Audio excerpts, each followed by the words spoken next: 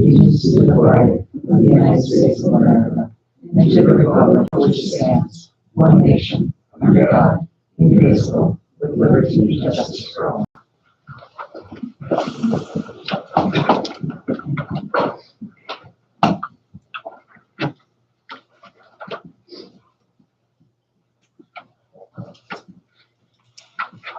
Approved minutes from October 27th, regular city council meeting. Would be approved. I'll second that. Any discussion? All in favor, aye. Aye. Opposed, same sign, motion carries. Consent agenda, approved payments and disbursements. I move to approve. I'll second that. I think I had one question, sorry.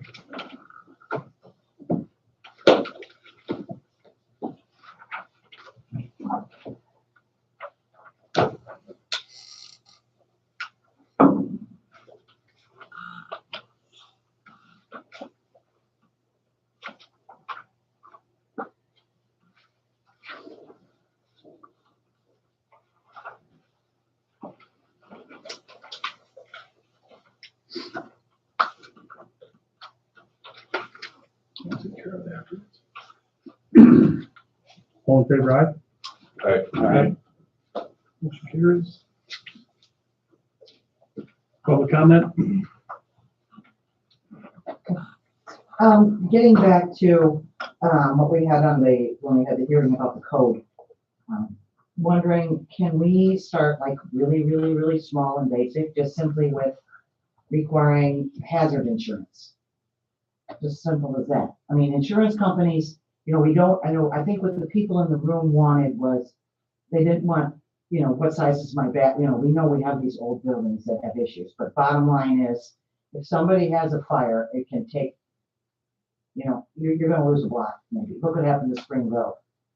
I would just ask if the council could just look at starting with just that simple of a requirement that you carry.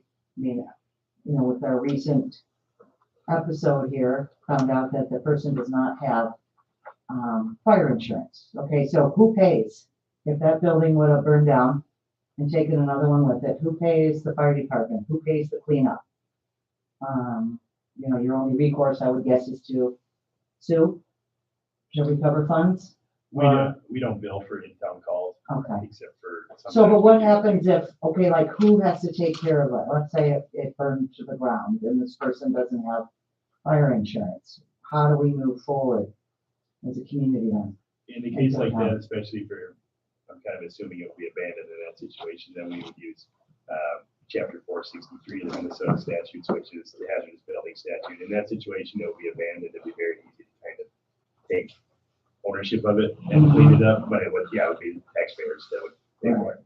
So anyway, I'd just like to ask the council to perhaps look into that. I mean, and again, I'm not saying that the council suggests limits. Your insurance company will do that, but they dictate what you have to insure for, and just to consider looking at requiring as part of the code that a person, building carry fire insurance or your basic hazards. Because again, while the city, there's a remedy to tear and so on, we don't, we would hope that we would never get to that point, but, because that's going to take time to do those kinds of things. And so I would just ask you guys to just look into that. Can it be something as simple as that? Just start there. Thank you. Thank you for your comments. We have, oddly enough, a request from an insurance agent in town to have us look at it's about events in town aren't able to carry suitable insurance because we don't require suitable insurance. So we actually are going to have this insurance conversation, I think, early in 2026. And I've not heard of anything like what you're proposing from the city side, but we can look into it when we do that. Thank you. Thank you. Max? So there was another fire at the building. And it seemed pretty small, but I'm just curious, like, we talked about a little bit before Travis purchased the building, that how we kind of, as a community, maybe missed the boat on driving that building up ourselves, and here we sit and not wanting to look backwards, but I just wonder, like,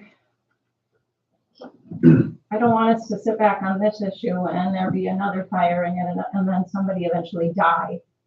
Or, Can I calm your heart before you even go any farther? yes, We're working very hard on this right now. We are being very proactive, and we are not standing still. Okay. There is So- things happening that we just can't say anything about. okay. So I'd love Does that to make hear, sense? yeah, I love. Thank you. Yes. I love to hear that. And I just feel, we talked about communication before and how it empowers all of us. And I know that there are limitations with you up there on that board and a whole lot of complications, the more you voice and the more you say. But saying nothing makes some of our minds go crazy and think you're doing nothing. And I'm one of the biggest advocates. And we as a community need to hear more, like more that you're doing and we can't talk about it, or more that we're aware, or more you're not crazy, or just more. Like, I need more. And I think the community needs more too, as far as just letting us know that we're not alone fighting the cause, that you're on the same page with us. That's my piece. Do you have my phone number? Your Brian does. Yeah. Call me anytime you want.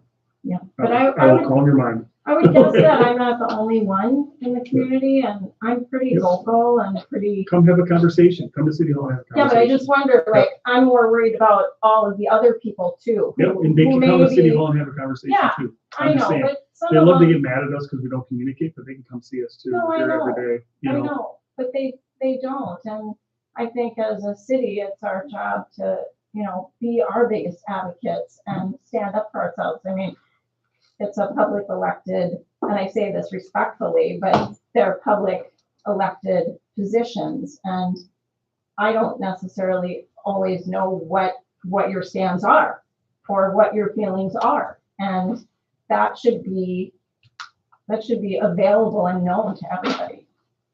I think our phone numbers are on the website, aren't they? Phone numbers and emails. Yeah, but generally, people aren't, they're not I'm gonna just just saying, call if and be people want to like, know stuff, they gotta ask the question. no, I understand, but They isn't can't it our expect me to go job knock to on their door educate? and Isn't- ask them if they have a question. But isn't You it know. our job to educate people too, and to be advocates and to, And they can come to a meeting like you do, and it's just, I get where you're at, I get it, but it's an easy thing to fix too. All you gotta do is make a phone call or send an email. This is also where the newsletter comes in. Yes. well, that's just it, Yes. yeah, why can't we, why do we working have on to that wait for too. people to knock on the door? Why Well- can't we say, here, this is what's going on in our community, in case you didn't, like, how many people don't know that there was a fire? Yeah. They don't, how many people don't know that there is illegal activity going there? And domestic violence. I mean, a lot, and how many turn their nose on that and just don't even care either? Yeah. It's not right. It's not right. They're not all like you, that's for sure. Thank God, because we can only handle one. We run we into, appreciate you. a lot of limitations anytime you're talking about anybody's private property, things like that, where we can't go and publish a report anytime we do anything, or anytime we're considering anything against that, just because for anybody's privacy and all those types of things, there's a lot we can't make public, and a lot that we wouldn't make public if given the chance, things like that. But I don't want to make any promises, but we will have an answer for you and some updates and some work happening very soon. And do you have any updates on the Attorney General and their investigation and or the Fire Marshal's investigation? No, what I was just told is the fire marshal is still under investigation. There won't be any way that we can speed that up. I don't know the exact process for that because I don't know exactly what they're investigating. And my one conversation with the fire marshal on that with fire investigator was he didn't tell me anything. And that was the Thursday after the fire, so that would have been October 2nd, I think. So that's frustrating, but it's good to know that there's still something coming. And then I've sent, I don't know how many emails and made a handful of phone calls just trying to get Department of Labor to tell me anything or to answer anything, and I can't get that. And I don't know if that's, they're trying to tell me something. But there are mechanisms that the city has to take these things in their own hands. We've been avoiding that for as long as possible because of the way that they usually lead, but no, we don't really have much of a choice. Okay, and I have one last thing. The thing you mentioned about hazardous, having the authority to, Yes, the hazardous building statute. yeah. Do we not think that that building is hazardous? We are working to determine that, Okay, and we should have that determination. I would think hopefully within the next couple of weeks. Okay. Thanksgiving does kind of slam in there, but I have somebody lined up, and I think we should have no problem. I appreciate your efforts. Awesome. Casey, The street, we've got our last round of patching in on Friday from some water main breaks, sewer repairs, you name it. Last time I mentioned some OSHA upgrades at the street shop. Got our doorway opening cut in, door's supposed to get set this week. Light department, mostly helping out with just general public works projects. We got a few other things of their own going on, a couple projects with some transformers and wiring from some of the new commercial developments. Water department, we had a water main break on North Pine last week. Kind of odd. Once they got down there, they found a chunk of asphalt under the pipe where it broke, so must be a little ground movement. And then tonight about 4:30, we got another water main break on Vista Drive, kind of between the North Dakota Water Tower and the grocery store. Looks like an old spot that was dug up at one other point and repaired, so we'll find out. But we've kind of seen over the last 10 years up there's kind of corrosive soils that eats up the repair parts. So we usually try to wrap them in a protective coating and whatnot. So we'll see if that's the case tomorrow. Nothing new on the Verizon Tower antenna upgrade, just kind of waiting on some contract stuff there. Buildings, our public work staff has started kind of removing our old bunker area, digging out the hill, getting ready to put in our new commodity shed here. Hopefully we can get that wrapped up before it's too cold. Still continuing work up at the Veterans Park. Just kind of working on getting things prepped to pull that old bleacher building back. Not as much time up there recently as we'd like, but we'll get that done yet too. Zoning, we got a few things coming up at the Planning Commission next week. We've had a petition for a street vacation at the dead end of North Dakota Street and 2 commercial solar applications for downtown. So those would be a CUP request, and that's why they're on the Planning Commission agenda. Probably gonna have some signage as well for the Legion. And then stormwater, our project from Ramsey Street down to Hoka Street, we started that last Wednesday.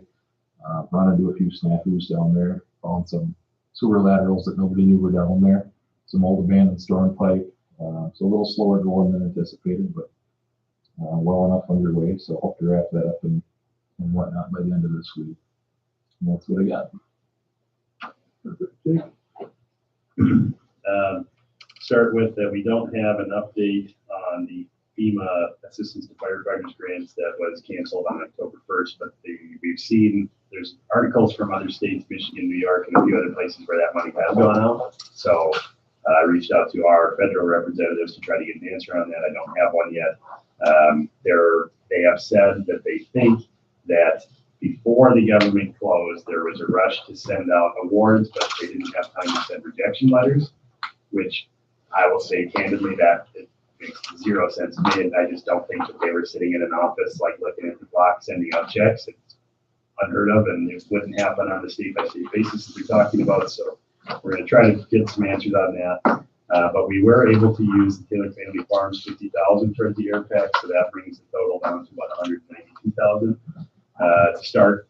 And then we'll still look for some more money, and hopefully with supposedly the government shutdown is going to end in a few days. So if that's the case, then we can either get good news or bad news on that. It makes a very big difference to us, so we're holding out for that. And then we're going to have the local road improvement plan and local project partnership, I think, grants for Warrior Ave coming up very soon. There'll be similar applications that we've written in the past, but we've kind of got the nod again that we're a great candidate for the project this year. So let's see if I can get burned one more time. And then last week, I was at the school district facility task force meetings, which are kind of big discussions. There's space needs discussions, things like that, and then supposed to be demonstrative of drawbacks that the school has in their facilities, in their classrooms, things like that. A lot of it was focused on athletics because there's quite a bit missing that the athletics teams like to see, and then some other kind of more general upgrades and then repairs and things like that that have fallen by the wayside or need to be done. And then on December 1st, I'll go back and meet in the elementary school and see that side of things. So they're very interesting, very eye-opening, and very expensive. So we'll keep an eye on that. We should be going to the school board next Monday to get Warrior granted to us. There was a request from the school that we finished a dedication of Sprague Street, or rather a finished dedication of Sprague Street from 1986 that never got filed. So we're going to be able to wrap that up as well, which will change almost nothing except for just a little paperwork. And then I was told this afternoon that nothing is going to happen on that Mayo Clinic building until after Thanksgiving. There's an offer or some form of discussion with some firm that I don't know who, and they're going to perform some type of service in this building if they buy it. I just also don't know what. And it may or may not benefit the community, and it may or may not be tax exempt. I really don't know. But so that offer is good until Thanksgiving. So after Thanksgiving, I will get an answer one way or the other if something is moved, and if not. But in the meantime, I was speaking to some people that kind of know about these things. In Owatonna, they had a very similar situation where their clinic closed, and they were able to find a competitor to move into it. And then I was on the phone with the CEO of SMIF, the Southern Minnesota Initiative Foundation, today, and something that we talked about that I really liked the idea was maybe we should have some form of community forum where we just get as many people that have got something to say or want to know something more about the Mayo Clinic deal, and then invite Mayo themselves and just have as much of a town hall as we can. And I think that it would be worthwhile to invite basically anybody that has a stake in healthcare. And I think it would be good to get the community's pulse on just the issue, that healthcare as a whole, those types of things. I think that's probably something that's been lacking. So it's something I'd like to talk a little bit more about soon. And then next week's Light Up Caledonia, Thursday at 5 p.m. And we'll be closed tomorrow for Veterans Day, and I will be off Wednesday.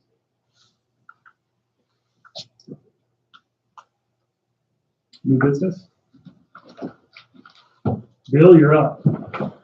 Mr. Mayor, members of the council, Mr. Dixon, appreciate you letting me come in today. Do I stand? Do whatever you want. You should have a little packet here. I have a few extra if anybody wants one. Anybody else need one?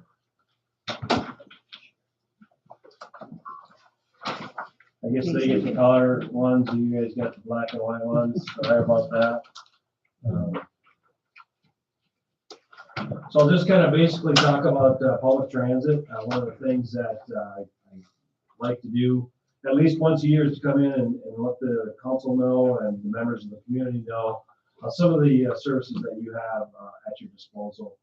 You're part of a network of public transit in the state of Minnesota. There's just a little over 34 across the entire state. Your particular public transit is operated by SEMCAC Transportation. So Rolling Hills Transit, we operate in 5 counties in the southeastern God's Country part of Minnesota here.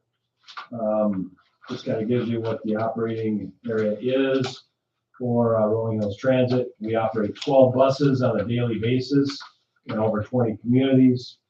These public transit operate between the hours of 6:30 a.m. and 5 p.m.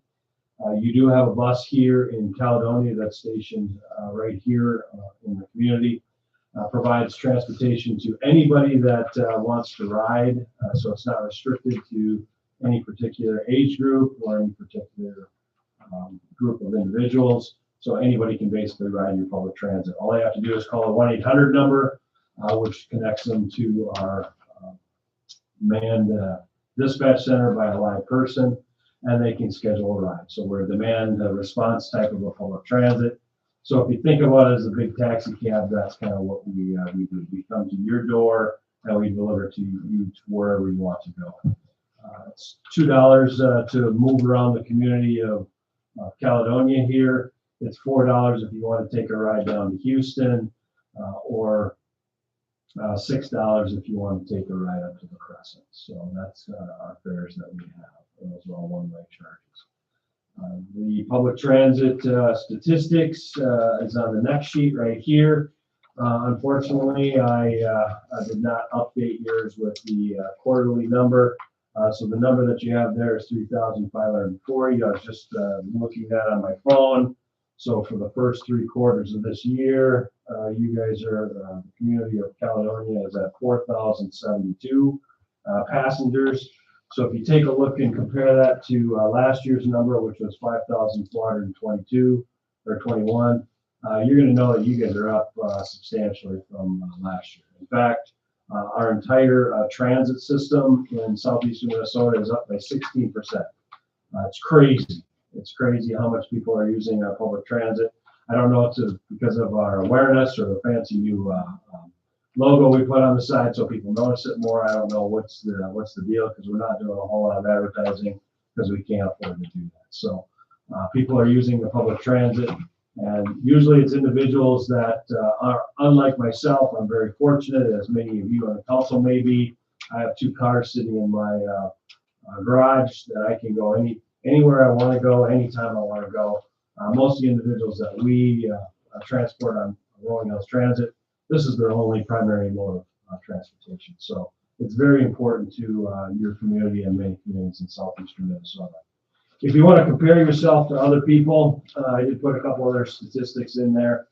So this light blue one may be a lighter gray on yours, but basically it compares the ridership data of Caledonia to other communities that we serve in southeastern Minnesota. So those are 2024 statistics, so they're a year old. And if you want to go a step further, you can go to the more darker green on ours, probably a more darker gray on yours.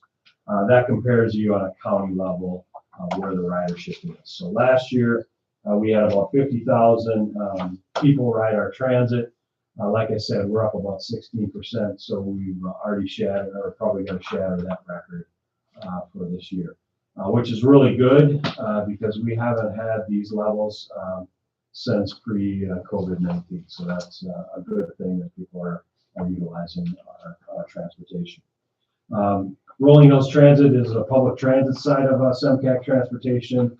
Also, we run a caravan service. So for medical transportation, I know that the Mayo Clinic closed their office here, and I'm not quite sure. I haven't done my due diligence and did an assessment on individuals that are struggling to get to their medical appointments. But we do have what's called the caravan service, which provides non-emergency medical transport rides to individuals that have insurance to their medical appointments. The caravan specializes in those that are mobility challenged. That's the service that they provide. However, if there is room on that vehicle for other individuals that may need a ride, that service is also available. I just got some good news on that service. I wish I could share it tonight, but I'll share it in an upcoming meeting regarding the caravan. Very good. We got a pretty substantial grant to continue that program. So I'll talk more about that when we actually get the official paperwork. I feel kind of like you couldn't share some things. Unfortunately, I couldn't share that one. I'm sorry. We also operate what's called the Volunteer Driver Program. That's a supplement to the caravan. Basically, anybody can ride the volunteer driver service. Anyone that's 60 years or older to get to their medical appointments, that's also insurance based.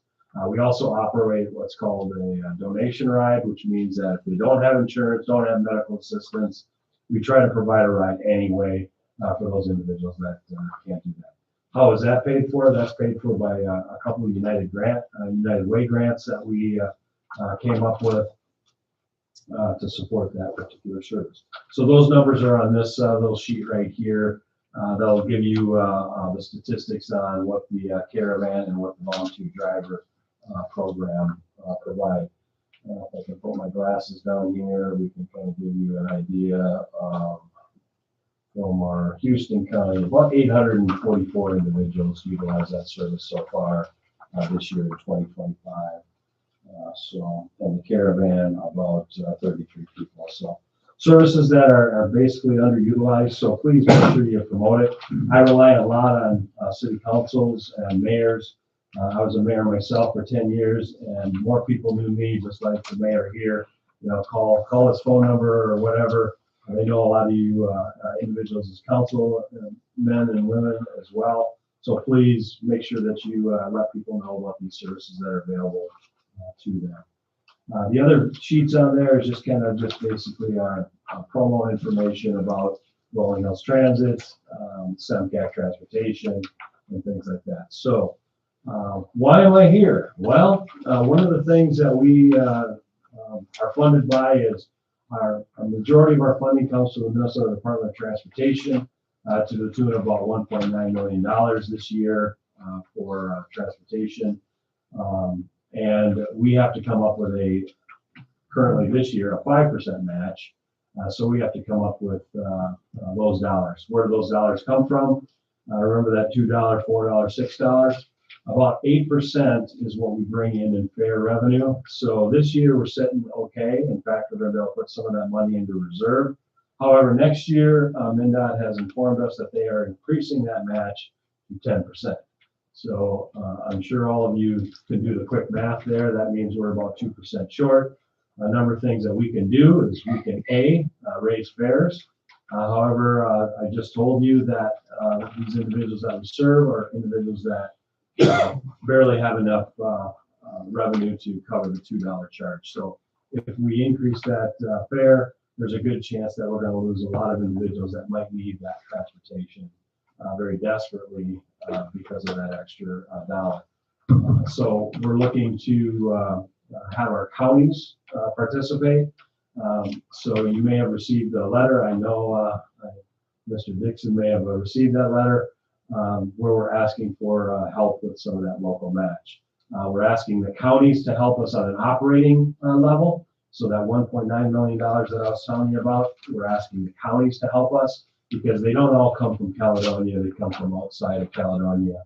And it would be unfair for me to ask you as a city council to pay for those individuals that are coming from outside your community. But if I ask the county of Houston, that covers the city of Caledonia as well as the surrounding areas of the community. So where do I ask the city council? Those buses that you see cruising around here, we have to look at replacing those every 5 years. The current bus that's serving your community is a brand new bus, just put into service a few months ago. That particular bus cost about $133,000-ish. We have to come up with 20% of that. So the state will pay for 80% of our bus. We have to come up with the other 20%. So what I've done is put together a proposal to all the communities that we serve, asking them to help us with that local match. I believe the amount that I requested was $5,700. You're probably asking, well, where did you come up with the money for the last one? We're very fortunate to get a grant from a local medical facility that helped pay for your buses the last one. I'm not sure that's going to happen. So to ensure that we get those buses in a safe order, we're asking the communities to help chip in. Clearly, if you say, Bill, I can't afford $5,700, but we'll give you $2,000 or whatever that may be. Trust me, I'm going to take any amount of money that you're willing to provide to those match, and then I'll just work hard to try to find other ways to pay for that bus because it is an important service that you have in the community. Just to kind of give you an idea what those buses cost, I started my position in 2023. The first bus that I purchased for replacement was $93,000. We replaced 3 of them. The next set of buses that came in were about $134,000. I just replaced one about a month and a half ago. That one was $193,000. So in just the 2 years that I've been director, I don't know if they don't like me or whatever, they're charging us more for those buses. Started out about 96 and now it's up to 193. So what are we doing about that? One of the things that we're doing, and that's reflected in the amount that we're asking, as we're replacing the 18 to 22 passenger buses that we currently operate with 10 passenger vans. Most of our communities don't haul more than 10 people at a time on a bus, so we certainly can use a transit van. These transit vans will also be mobility accessible, so they'll have a lift in them, just like our buses do, and capable of hauling two individuals in wheelchairs or other mobility devices. So with that, I'll open it up to any questions that you may have about our transit or the ask that I'm proposing. I've heard that that it doesn't cross state lines into Wisconsin. Is that correct for both of the caravan and the? Our public transit does not. We can't because of regulations of MnDOT. That was kind of the stipulation when we take the money from them, is that we won't cross the state line. However, we do have an agreement with Apple Express. Yeah. So it is, okay. So we can bring them, apparently we have a bus shelter in La Crescent where we can make a transfer onto the Apple Express. So we're going to be looking more into that and how we can actually utilize that service and actually bring individuals on the public transit up to La Crescent, transfer them onto the Apple Express and then to their final destination. Our caravan does cross state lines and can cross state lines, as well as our voluntary driver program. So both of those can take medical appointments. Like I said earlier, those are insurance based for the most part, but yes, they can cross the state line. Well, it's good to know because I know a lot of the concerns with potentially giving people rides for the medical stuff is whether they could go to the cross or not. Yeah, and I definitely want to come down and meet with Jake here and just kind of see if there's anything that we can do to help you through this situation with the closing of the hospital or the medical center, excuse me. So is there anything that we can do to help mitigate some of those issues and some of those calls that we may be getting, how are we going to get to our medical appointments? So definitely want to work. And then my other question was, do you provide rides as far as Rochester? Or do you have a mile limit? We've been asked that question many times. We don't, is the quick answer. We have transported them into Winona from Caledonia, but that's the farthest that we've done. It's about an hour and a half-ish trip into Rochester from here, so we don't do that. I am working on a plan from Harmony. Harmony has also expressed some interest to get into Rochester as well. They're not quite as far as you, however, they're a good solid hour to get in there. So what we're looking at is possibly doing some express runs, which would be, offered a couple of days a week. That would have a bus that would just shoot people into Rochester, but still a work in progress there. Yeah, you're welcome.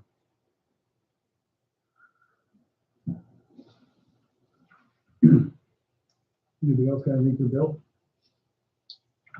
Appreciate you coming down. Appreciate what you do for our community. Thank you. You're welcome. Anything we can do, let us know. I apologize, I haven't been down here as much as I did the first year. I've been working on the caravan this year. Last year, my focus was to get our public transit on the right path, and this year's my focus was to get the caravan and voluntary drivers. I promise to be a little bit more attentive in your community next year. All right. Thanks, Bill. Yeah, thank you. Have a good night. Yep. B, public hearing certification of unpaid utility bills and special charges. Okay. So in front of you is an annual thing we do this meeting every year for unpaid utility bills, things like that, and then special charges, which this year we have one. So I will need the city council to go and get the public hearing. So somebody's got to move to close the regular meeting and open the public hearing. So moved. Second. All in favor? Aye. Opposed, same sign. Motion carries. Okay, so in front of you, you have a list of all the unpaid special charges, which are all, so mostly utility charges, then we have 2 for lawn mowing, 1 for snow removal, and then we have the special assessment that was approved at the last meeting for Mike Rogish there. I don't believe that anybody that's on this list is here to speak. Well, I'm gonna own one of those properties shortly. I saw that, yeah. The only thing, that is what it is, but the one thing, I've thought about over the years that you guys should explore, send those to the collection agency first, instead of directly back to the landlord. Typically what the collection agency will do is they'll just charge you a fee of whatever's collected, right? So if they collect the whole thing, they'll keep 30%. Then take that 30% and assess that to the landlord. So I think the benefits we would get from that, one, it's obviously beneficial to landlords, wouldn't cost you guys any more. And then 2, the credit of the folks that are paying you guys dry on those bills will get affected. Right now, most landlords aren't going to go after them for that amount, but it's just not worth the legal fees to do it. Send them to a collection agency who's going to get that. So then the next city that comes along can see those things, the next landlord, etc. Right now, most of those people are just going to skate by and, be no cost to the city. And you still just assess whatever isn't collected, just gets assessed to the landlord at the end of the day anyway. But at least it'd be more of a deterrent to people. Just something I thought about over the years. Do we have a collection agency we use, Jake? Yeah, we use it for ambulance bills already. Okay. So it'd be pretty easy for us, actually. Yeah, but the difference is that, or why we don't use collections currently is because a lot of times we have that agreement on file that the property owner is saying they will pay, and if they don't, I pay. But I'm sure it's something we can talk about. Yeah, the one thing I would say on that, no landlord would sign that unless we had to sign it to run our business, essentially, right? We're essentially forced to sign it from the city, right? Which I get why the city does, right? But What do we need to do here, Jake? Now I need you to close the public hearing and reopen the regular meeting. All right. We need, Motion. I'll move to close the public hearing and reopen the regular meeting. second. All in favor? Aye. And now, if you see fit, a motion to approve this resolution so that we can assess these. I'll move to approve resolution 2025-10. I'll second that. Any discussion? Johnny, all in favor, aye? Aye. Opposed, same sign, motion carries.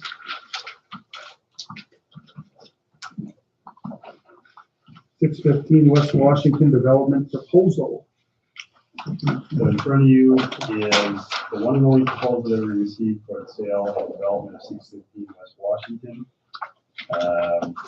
Before you get into the proposal, I do want to make just one small point, just for clarity, that we returned $10,000 to the ambulance association for the purchase of this, but the ambulance fund itself made the rest of that purchase. So the sale of this, if it is sold, will go back to the ambulance department, which is these days necessary operating cash. So it's a good thing. I think maybe we'll just have Mr. Grand walk you through his proposal, since he's the only one. Yeah. So high level, essentially, we own and operate a gym today in Caledonia. My brother, Zach, and then his wife, Regan, and then myself.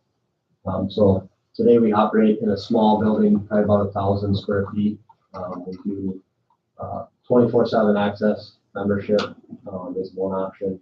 And then we do women's fitness classes kind of throughout multiple times a day, throughout the week. A lot of different offerings. And then we also do kids fitness classes. So we offer kind of all different types of ages, and then we recently added on a girls only kids fitness, which is actually done really well. As you guys can imagine, young boys sometimes aren't the easiest to control, so it's actually done really well to kind of separate them out and get a lot more effective kind of working with kids. So we've been operating that for I think it's going on something like 5 years now in town. Started it shortly after COVID. When my brother moved back to town with his family. So that's been successful for us. We're really happy with kind of where it's developed. Both, like to stay fit and in shape. So our next step is we'd like to expand the business and build a kind of, I say, I use best in class kind of fitness and wellness center in Caledonia. Some of the other things I highlighted in there, just to kind of, I guess, show the competency that we have. We've built a number of homes recently in Caledonia. I guess that's one clarification as well. So the business we own that runs the gym is called Alpha Performance. The person buying this land would actually be Grand Properties, which we also own, invest in real estate mainly in Caledonia. So through that, I think we've demonstrated through Grand Properties our ability to acquire land or property and better it for the community, whether that's buying old rundown homes and turning them into much higher taxable values and then renting them out, and then also building new homes in the community as well. We started about 2.5 years ago. Want to finish another one down by the high school as well there. So the construction side, we feel really good about executing the project plan. In terms of the financing is all good to go. I think Francis put the IC State Bank piece in there. So I think the exciting part about this project is we've, those of you that don't have background, we've been planning it for a while. So we acquired other land in Caledonia, probably 2 years ago, give or take. And that was the plan to build a facility there, which is also a little bit off the highway, but pretty similar. That property, some struggles with, doesn't have water and septic there. It also doesn't have city electric there. So we'd have to drill our own well, do our own septic, and then connect either to the city electric or My Energy would also transform it on that property. So the idea would have been to connect to them. So essentially the utility side, we wouldn't use the city at all at that property. So our plan was to move forward with that property next year and build a facility there. Then this property became available. I think it's mutually beneficial to both us and the city. So we'll obviously be buying electric, water, sewer from the city in the future at this site. And we don't have to put in our own well and septic, right? So it's definitely beneficial to us as well. The site overall, I think, is probably better. It's just, it's got the off-road, the driveway. We're gonna have to do a lot of work there too to get to that facility and some other things. So I think it's mutually beneficial for us to move to that site in the city to capture the revenues that'll be generated then by that site in the future. Yeah, I think otherwise the last thing I'd just say is, it's a long-term investment, a significant investment in the community. We plan on, continuing to invest in the real estate front in the community, continue to, buy properties that are getting, utility charges assessed to them because nobody's maintaining them. And hopefully, take properties like that and continue to renovate them, put them back on the tax roll for, much higher value, which is good for the city, good for us, good for the neighbors around, those properties. But I think this project, fits in well for kind of other things we've done and kind of the background. Grand Properties, my dad, Mike Grand, is the head of construction for us. So he's been building houses since he was 20 years old. So building the construction side won't be a problem for us.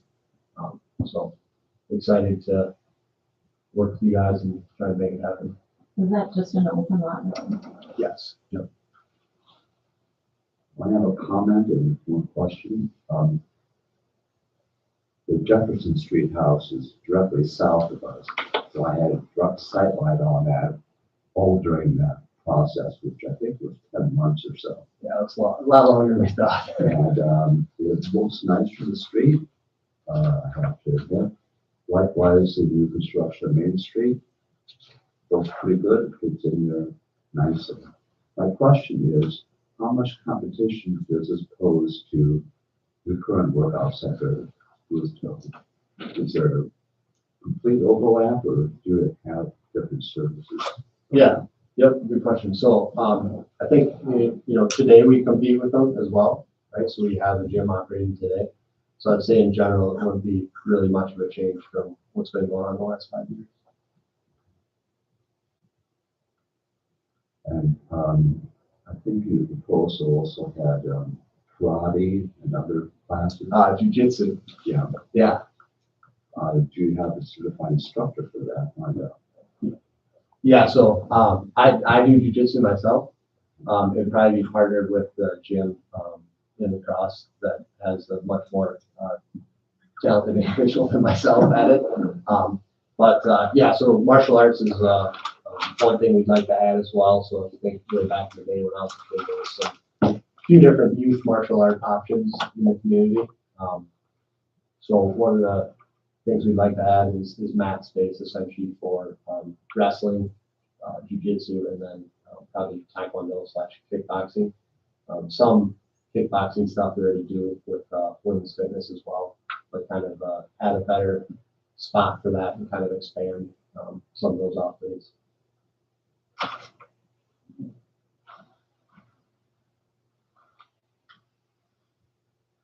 What do we need to do, Jake? Well, so the way this was going to work is you can signal through a vote if you want to accept this proposal or not. And then if you accept it, we will have to do two things. We'll have to get a purchase agreement drafted, and then we will have to either hold a public hearing because it's public land, or we'll have to have another resolution waiving the public hearing. Don't have time to hold one this month, but so we can talk about that a little bit after. But for right now, it'd probably be wise to entertain a motion and take that vote if you see fit. I would like to make a motion to accept the proposal from Graham Properties and Alpha Performance. I'll second that. Any more discussion? I think it's great. Yeah. Thank you for Thanks. being willing to develop it. Yeah, thank you. That's the most well-done proposal I've seen in a long time. Thank you. Appreciate it. All right, all in favor, aye? Aye. Both same sign, motion carries. Congratulations, Mr. Graham. Thank you. Oh, great. Appreciate you. I'll be in touch at the next Yeah, step. work out the details. Yeah. B, pickleball request. I don't think I have a report for this one, do I? No. Thought there might be a request here, but basically, so we have walking every day from 10 to 2, is that right? And so there's co-ed pickleball group that they starting in the mornings they play, and then there's a women's group that is asking if one day a week, either Tuesday or Thursday, if we would limit walking from 10 to 1, and so that way they can pay for 2 hours of pickleball in there. And I know this sounds like an unusual request because usually we bring some kind of bigger stuff, but this is a schedule set by the city council, so it can only be modified by the city council. Why can't they walk when they're playing pickleball? Don't they go around the outside? Yeah. Is it a hazard or something that? I don't know. Okay. I was not able to get that one answered before. I got whacked by one of them balls, Bob. Well, yeah, obviously I don't really know a whole lot about this issue. So, but I think, even with that idea, I can go back to the requesters and kind of ask if we can do that, make it possible. Otherwise, we can find a way to make it a little more flexible. Well, does it seem like the walkers would have an issue with this? I don't think so. And we have some that walk exclusively downstairs for that reason too, which prefer it. So I think we can explore the mix of the two activities first and then see if that's disastrous or not. And Do we then- need to vote on this? What do we need to do? Jim? No, I'll bring you something to vote on after. Proclamation? We'll work on it. We're good? Wasn't supposed to go like this. All right, during the state's purchase Okay, agreement, this is, in front of you is a small modification to the Deering Estates purchase agreement that was requested by the family. And it's to include this reference to the original developers agreement, which is, excuse me, sorry, the highlight didn't come through, but on page 2 of the original developer, the option to purchase, there's section 4, removal of water line.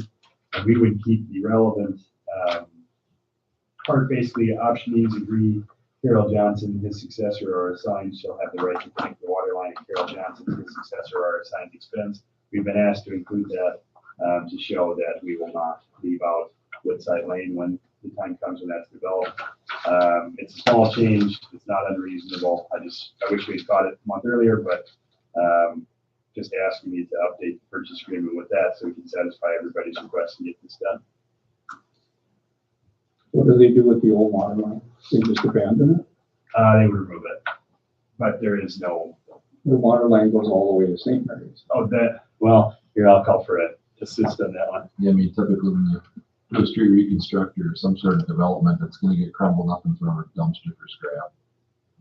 So you just cap it off at St. Mary's and forget about it?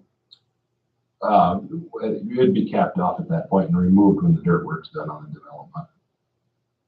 Doesn't it go all the way up through the field? Or I'm not, Yeah, I mean, there'd be quite a bit of soil moved in street, excavation and stuff, so really Carol's not. on that. She's on that well. Mhm. I didn't know that. Interesting.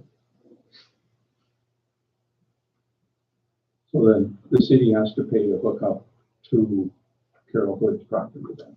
She has to pay for it. That's all at their expense, yeah. Oh, it is? Yeah, it's just, it's a kind of a curiosity as to why this is getting brought up now. And most of that's kind of in place, but this is just making sure that we don't, I guess, come back at that time and say, nope, that's not close enough or anything like that. But also we run into where by statute, we're going to be required to make these connections available to when that time comes. So I feel that we're secure, but I'm happy to give a little peace of mind. We need a motion, Jake. Yes, sir. I'll make a motion to approve the modification to the Deering Estates Phase 2 purchase agreement. A second. Any more discussion? All in favor, aye. Aye. Opposed, same sign, motion carries. Overtime report.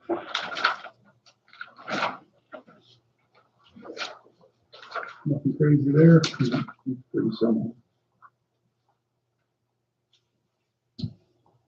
Next regular city council meeting is scheduled for Monday, May 24th, at 6 p.m. November 24th, what did I say? May. Got that. City Hall is closed Tuesday, May 11th, just kidding, November 11th, in observance of Veterans Day. And I will adjourn the meeting. Thank you, everyone, for coming. I have another question about the Jefferson Street. Yeah. Cathedral ceiling. Say that again? Sort of cathedral ceiling. Yeah, there's like that, so when you walk in, we took out the